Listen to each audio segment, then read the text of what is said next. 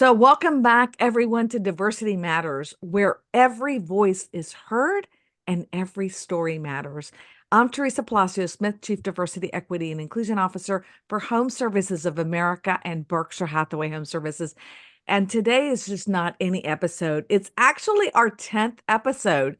And that's a true milestone on our journey to exploring diversity and inclusion through the powerful stories and voices that we have on the show. So, thank you all for walking this path with us. As we celebrate this special occasion, I'm thrilled to have an equally special guest with us. Joining us today is Tony Thompson, who's the CEO of the National Association of Minority Mortgage Bankers of America. And Tony has been a pivotal figure in promoting diversity within the mortgage banking industry and real estate, driving change and empowering professionals across the nation. And today he's going to be sharing a little bit about the organization, his insights, and the importance of diversity in the financial sector and his vision for the future. And I've known Tony for several years because he used to live in Atlanta and now is not here. But I'm excited to have you on the show, Tony. Welcome. Great. Well, Teresa, I'm excited to be here. And first of all, thanks a lot for having me. Congratulations on the 10th episode. And most importantly, shout out to you and everything that you guys are doing over at Berkshire Hathaway, as well as Home Services. Really, at the end of the day, to help people understand how to leverage diversity as a competitive advantage. Oh, thank you so much, Tony. And one of the things that I actually don't really know about you is how you got started in this industry and what inspired you to start NAMBA, which is what it's known by. And I love that you have your t-shirt on with the colors behind you. I think it's really nice. So how'd you get started and how did you decide, let me start this organization? Great question. And like most real estate and mortgage and lending professionals, we all kind of probably 99% of us did not wake up one morning, go to college and say, Mom and Dad, I'm going to be a top producing real estate agent for Berkshire Hathaway or other subsidiaries or a mortgage banker, right? And so for me, my career actually started, Teresa, in HR, human resources. And so I have an HR background. I'm just a people person at heart. I love helping to bring out the people, the best in people. That's where we get our coaching and development, professional development from, is that HR background. So I started out in HR, and long time ago, I was working for Bank of America, leading their HR function, and just saw how much fun the mortgage folks on the other side of the aisle were having, and had a great leader, great CEO and mentor at that time. Really encouraged me to go into the mortgage industry, and as they say, the rest is history. I had no idea that you had an HR background. That's awesome. And I can definitely see the connecting dots between what you do and why the training that you do is so pivotal, right? So important for you and the organization. So talk about NAMBA. What got you started there? Why did you decide because we know there's the Mortgage Bankers Association. I've Yeah. actually been involved. Rick Guerrero, who's a past local president here in Atlanta, is a really good friend, and he introduced me several years ago to the organization. That's actually where I met you. Do you Right. Yeah. remember that? Yeah. Was at that meeting. So anyway, tell us how you know, what about NAMBA? How did that come to fruition? Yeah, for me, every day I wake up and I really pinch myself to say, how do we get here, right? And my journey started back in the Great Recession. For those who've been in the business for a moment, if you go back to 2008, 9, and 10, I was at a pivotal crossroad, like many of you, if you're in that industry. Hey, do I stay in real estate? Do I stay in lending? Is the world going to come to an end? And I had to ask one fundamental question to myself. And what I asked myself was, if I was going to stay in this industry, I wanted to be the best mortgage and banker and mortgage professional that I could be. And that meant really learning and committing to growing my knowledge, my skill set, my professionalism. And so it was in that period that I made a commitment to stay in the industry and also to become a better version of myself. And so from that, I started getting involved, like most real estate and mortgage lenders, with my local, whether it was realtor or mortgage associations. And then from there, we got involved with the state associations. And then from there, the Mortgage Bankers Association. Ultimately, like all real estate professionals who are committed to, serving their markets and communities better, I got, hey, what are the designations there? What's the best of the best, right? What's a CRS? What are all these designations? I want to make sure consumers and folks in our industry know I'm committed to our industry. So along the way, I received my certified mortgage banker designation in the MBA. We call it a CMB, which essentially is about the top 5% of mortgage professionals in the country have a CMB designation, and attended several future leaders programs, Teresa. And what happened was I started going to conferences and I started going to events. And to a certain point, I felt very lonely and isolated at those events because normally I was back then a little bit younger than I am today. And I was that young person in the room. No one would come up and talk to me. There are very few women, very few minorities. And I was like, geez, there's got to be more of this than the mortgage industry. We have more females. We need more people of color. We need more millennials, more young people in our industry, because in this room were just a bunch of old white males that were, bald head and gray suits. And so from that standpoint, um, something started being a seed planted in me, where as I traveled around the country, I would just ask people, hey, do you think we need more young people? Do you think we need more females in our industry? Do you think we need more diversity? And a lot of people say, yeah, that's a great idea. Let's do something, or let's start something and start a network or a club. And ultimately, no one never did it. And so 2016 in Atlanta, Georgia, when I was living in Atlanta, I said, you know what? I am going to stop saying we need to do something, and I'm just going to try to do something. And so Oh, back in April of 2016, I just sent out on LinkedIn a note that says, hey, I'm starting this organization. And if you care about our industry, if you want to give back and bring in the next generation of real estate and mortgage professionals, meet me in Atlanta, Georgia, in April of 2016. And we had 350 people to show up at our first NAMBA Connect conference. wow. And that became the flame that started the fire. That is so cool to have that many people that were really interested in changing the dynamics. We all know that it's related, it's those relationships that we build within our communities. And to see people like us to be able to serve our needs is really what we all are strive for. So what are the core goals of and the vision of NAMBA, right? Today, as compared to where you started it back in 2016? Because I know you've evolved so much between that time and today, which I've seen the growth and the explosion in what you do. Yeah, first of all, NAMBA has our why is a two-part why. First of all, when you hear also National Association of Minority Mortgage Banks of America, if you are a real estate agent, or if you're, a practitioner in the industry, you're like, oh, well, that's not for me. I'm not a mortgage banker. I like to tell people all the time, NAMBA is for everyone, because it goes back to my HR days, where all I really care about and all we care about in NAMBA is helping people to grow and develop themselves. Whether you're a real estate practitioner, whether you're in lending, whether you're in technology or MI, we just want to help you grow your business and grow your career. So our why is real simple: to provide training, education, professional development to women and minorities who are in the mortgage and real estate industry, as well as to introduce college students to exciting careers within real estate and real estate finance, and talk to them about the benefits of building wealth at 23 versus 33 or 43.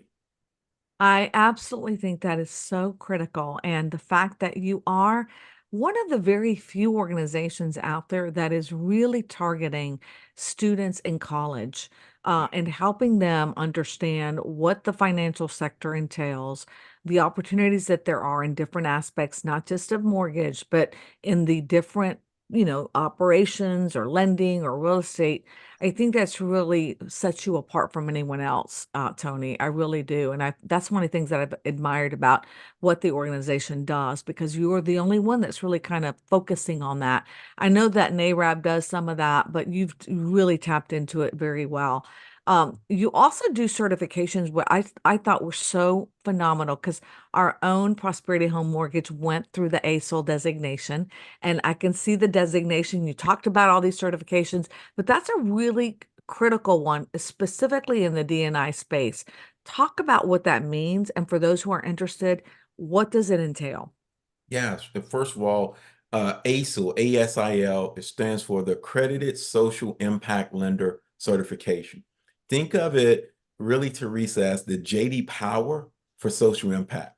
The great news is over the next couple of years, ASIL will be rolling out not just to mortgage entities where it is today, where it resides, but also to real estate firms, as well as lending institutions, i.e., banks and credit unions, in terms of certifying their entire organization. Oh, I When you, love that. when you think about social impact, real estate professionals, they impact tremendously social impact in their communities. Well, Tony, what are you talking about? We put people in homes every day around the country. We do good by doing good. And the amount of opportunity that we have as lenders, as well as real estate professionals and real estate organizations to grow home ownership, to increase sustainable home ownership and help build generational wealth and help create new jobs in our local communities, all that starts with home ownership. And It so does. with our ASA program, it is meant to essentially create a echelon of top 5% real estate and lending companies who are committed to doing good by doing good in the communities that they live and serve through increasing sustainable home ownership, as well as helping to build generational wealth in the communities that they live and serve in every Oh, day. well, you know what? We'll be first to sign up for your real estate piece, Absolutely. because I really like that whole idea, and certainly crediting everyone within our organizations to understand, how critical it is and the important piece that we play in the lives of others. And I like the fact that you always mention sustainability, because as you and I both experienced 2008 to 2010. Right before that, that's what the downfall was, because we really weren't about making sure that people could keep their homes financially, right? That anyone that wanted to buy a home without even, making sure that they had the right purchasing power, right, capability was there. So I think that is a really important part. I also love your next gen program. Yeah. And that's probably one of the biggest things I already talked about, Mhm. because you not just attract you're involved with the colleges and universities, HBCUs and others, to make sure that they really comprehend why it's important to own a home, Yeah. what fields there are in real estate, and why they need to be involved themselves in that, in this great career. So how did tell me about that? Well, the next gen was, again, the second part of our why is if you think about it, at some point, each of us will at some point leave this industry. And so my goal is to find the next Teresa and the next Tony and introduce them to who we are, our industry, and the great work that we do as real estate and real estate finance and professionals. And so our next gen is meant to essentially help us launch chapters on college campuses. And where we have NAMBA chapters, the real estate and mortgage professionals will go onto those colleges and talk to students about home ownership, talk to students about who we are and what we do in terms of our career. There may be a young lady or a young gentleman that doesn't know that if he or she is in HR or he or she has a passion for diversity, that they actually can work in a real estate organization to be a leader of that. But if they meet Teresa and they hear Teresa's story, they can say, I want to be like her. I want to be like him. And so our next gen program is really meant, and it's a multi-decade long approach, because we know even with Hispanic and Latino homeownership, with African American, with other communities of color, it is going to continue to take not just one decade, but multiple decades of education, engagement, and really building trust in these communities to help grow sustainable homeownership, but also to help find that next generation of talent. So our next gen program is simply taking NAMMBA at the professional level and taking it to the collegiate level, where our partners get to be a part in the local communities that they live in and do business in, giving back to students in those communities to educate about home ownership or to talk to them about exciting careers in our industry. From there, we're going 10 years beyond that and going into high school clubs.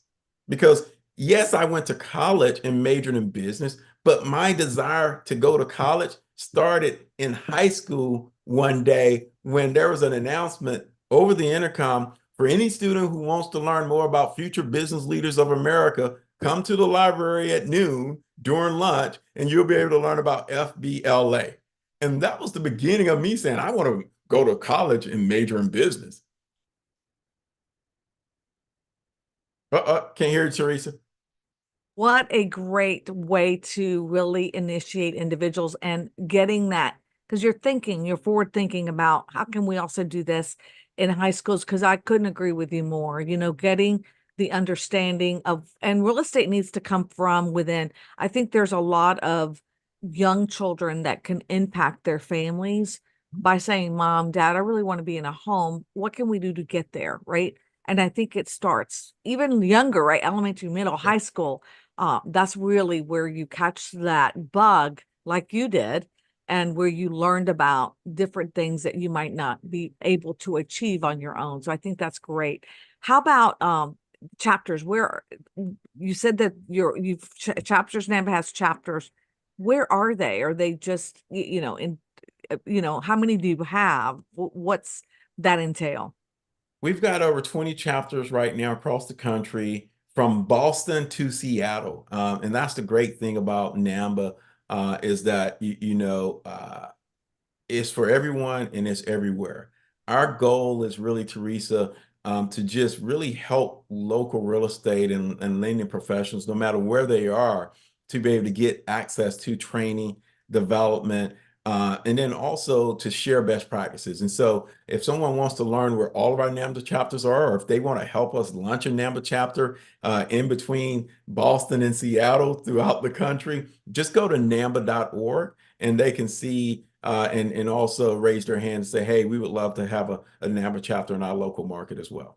Oh, this is great information. And it's NAMMBA, right? Yep, NAMBA.org. that is it. So I know there's been a lot of changes in the industry. Y'all were the first, the mortgage industry. People don't realize you were the very first after Frank Dodd. There was the other one that was huge for your industry. We're also going through real estate right now with all the changes that we have with the Burnett Sizzler case and the NAR, settlement requirements. We also, ourselves, Home Services, also were part of that along with other companies.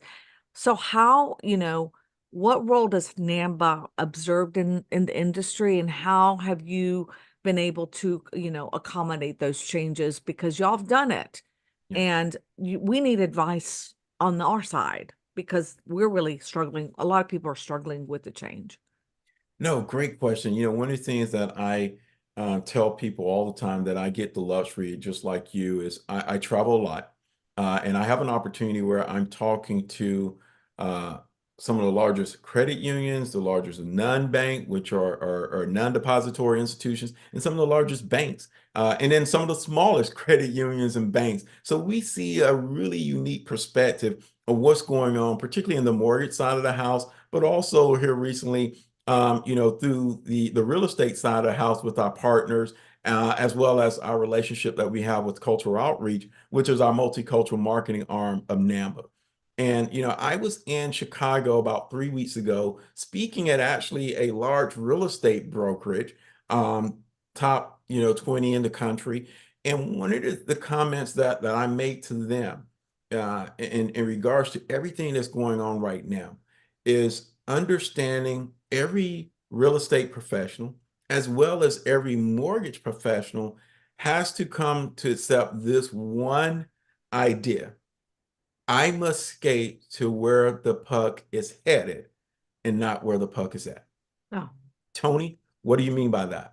Well, we know, to your point earlier, there's a lot of change going on. And no one really has a crystal ball, Teresa, around understanding what will all this mean over the next 2, 3, 4 years. However, the one thing that will become very important is understanding how consumers want to do business, particularly multicultural consumers. And so my biggest advice, my biggest champion right now in terms of my messaging to real estate and lending professionals is understand the power of social engagement in terms of building your brand through education, through outreach, through content before you sell. Why?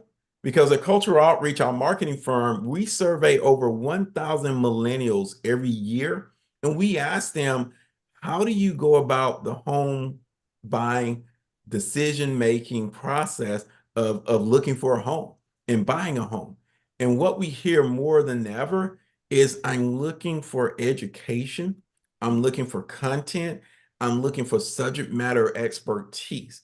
Now, the first-time home buyer in the multicultural market is not the only market for folks out there. But hey, all the stats I've been reading of late, second home market is down an awful lot. You know, the fluent market in most markets is still there, but not very limited. as limited. And then when you think about now having to compete more for that buyer's representation, from a commission standpoint, how do you drive additional growth? How do you drive additional revenue if you're an agent? Well, you're going to need to look at and say, where are the growth markets? And there are two growth markets as I'm a real estate practitioner today that I would be focused on. The first is the single female market. Over the last 3 years, single females have been enrolling and graduating in college, Teresa, at a rate of 3 to 1. 2 years ago, it was 2 to 1. Now, in 2023's data, it's 3 to 1. So that means you have a significant amount of females who are coming out of college, who just got a high paying job, graduated last week. They have a high paying job that they're starting in June. Chances are, because it's a 3 to 1 ratio, they didn't meet the love of their life. So what does that mean? They are in a perfect position to own a home that's a starter. And then they're going to meet that love of their life and own a second home. How many real estate agents are female in the industry today? And how could they connect and engage and collaborate with those female potential consumers to help them build wealth at 23 versus 33 or 43? And then the second generation or opportunity, if I'm a real estate professional, black, white, green, or yellow, it doesn't matter, is the multicultural market. And I oftentimes tell people, you don't have to be a person of color to serve a person of color. You just have to build trust. Like any good salesperson, you have to build trust to any market that you want to serve. And the way to build trust is to give versus ask, meaning educate, provide content, provide your subject matter expertise so that they see that you care about them first before you try to sell. It's like provide the value, like the go-giver, right? You Absolutely. give value before you actually, gain respect, right? That's how you build Yeah. those relationships. And I love that you're single women. And of course, everyone, you hear Gary Acosta, you're good friends with Gary, talk Yep. about 70%, the numbers are rising for the Latino home buyer too. So that area is definitely an area that people need to also focus in as well. And I really love that you talk about that and how important it is to really start to focus and bring that puck, right? Go to the puck, not not where the puck is, right? I really enjoy that. I like that analogy a lot, Tony. Um, one of the things that y'all have done so well too is that you've created a huge conference, and you have one that I've attended, and you bring in some phenomenal presenters, a lot of partners that actually provide a lot of great content, bring a lot of value to your organization. Talk about why that's important and when your next conference is, because we do definitely want to promote it as well. No, absolutely. And NAMBA Connect is what we call it. And essentially we call it the ultimate conference in the mortgage and real estate industry. And why is that? Because you've got black, white, green, yellow, you've got real estate, you have lending, you have title, you have home warranty, you have MI. Everyone and anyone who's wants to connect and engage to the real estate and real estate finance ecosystem. NAMBA Connect is unlike any other conference. And it really is a conference where I like to say we tried to create it so that that Tony experience that I told you about early on, anyone who comes to NAMBA will never experience that. Our whole goal, connect, grow, and lead. So we create an environment, Teresa, where whether it's your first time or your sixth time or fifth time, doesn't matter. Everyone feels like, wow, everyone talks to each other. Everyone's talking about how do we make our industry better. Everyone's sharing best practices.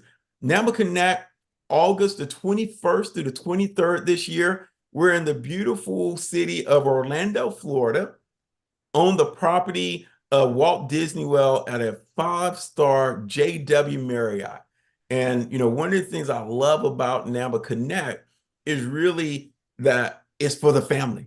Again, we're on the home of Disney, so Mickey and Minnie come join us every once in a while and show up. But it's 2.5 days of really education, training, development, and also networking. And this year, I'm really excited to announce that we just launched and opened up, also added to NAMBA Connect, a real estate mastermind. So we're kicking off NAMBA Connect with a half-day real estate mastermind on August the 21st, where if you're a real estate agent, we're going to really go deep around what are some of the things that you can be doing today. And most importantly, not just talking about them, but actually hands-on experience around best practices around growing your listing business, running your brokerage, best practices around time management, all the things that we need to get back to the X's and O's, best practices around social engagement,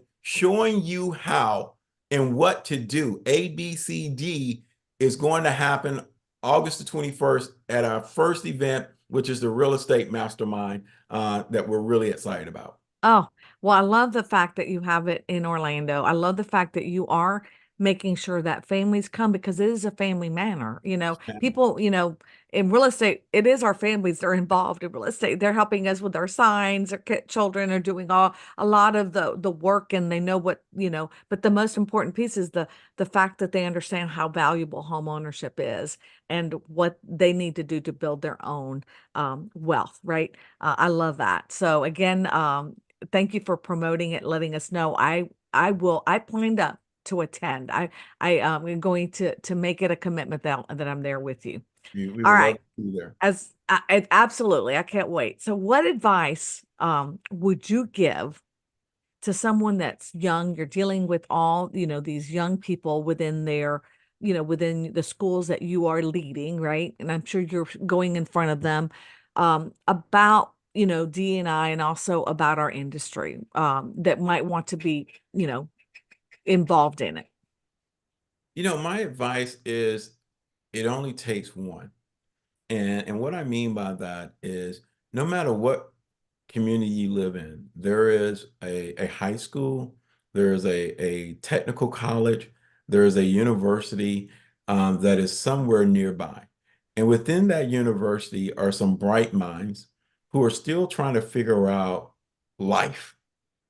And by you sharing your story, your ups, your downs, your trials, your tribulations, you will realize that you have the power to inspire one person who will then inspire other individuals that can change this industry as well as change the communities that they live in.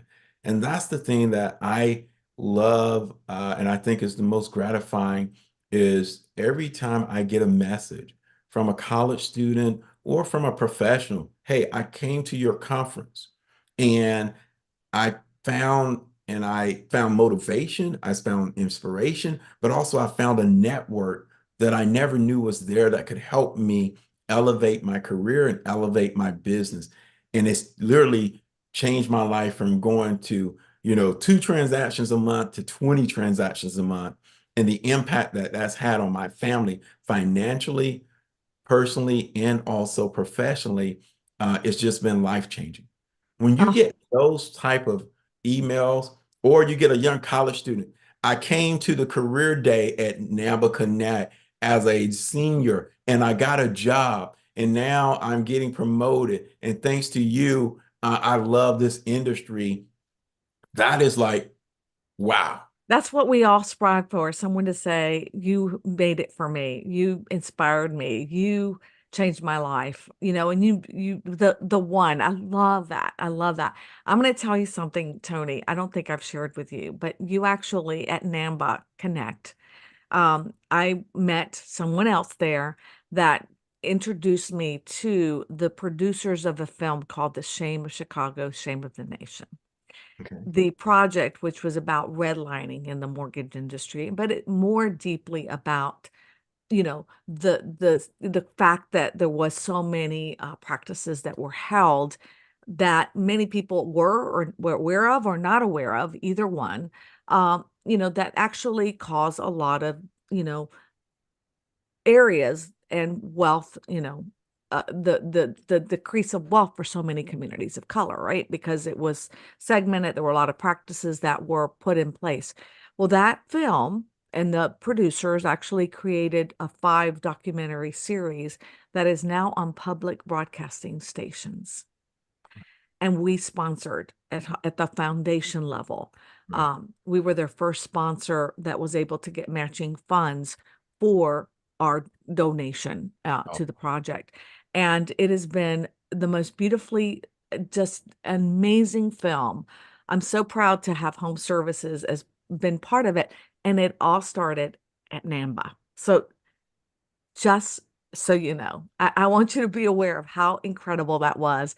And it started with your organization there at talking to someone else. And you gotta check out this film. You gotta check out what they're doing. And certainly I did not want to do it initially.